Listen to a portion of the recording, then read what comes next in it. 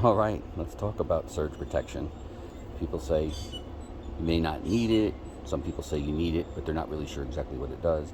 I will tell you it's the first time we've actually used it. So we have a Camcode Defender, which is a 50 amp unit, and this is the first time we plugged in.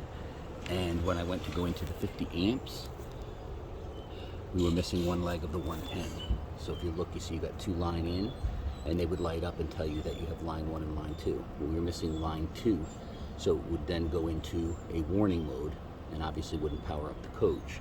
So I used an adapter and I switched it over to 30 amp, and I had to put a bungee cord on it to help pick up the weight because it actually is pretty heavy. It's a heavy unit, that I gotta say. So in order, since it's so far out off the pedestal using the adapter, I went ahead and I put the bungee cord on there to help compensate for it. And then of course now we're on 30 amps, but you can see we have power on both line 1 and line 2, and then it's telling us with green light that everything's okay.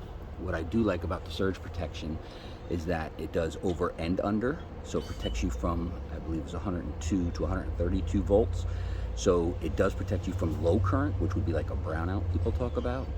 And what's really good about that is generally people don't know that, and you can damage your hardware, refrigerator, air conditioners, and things like that if you don't protect it.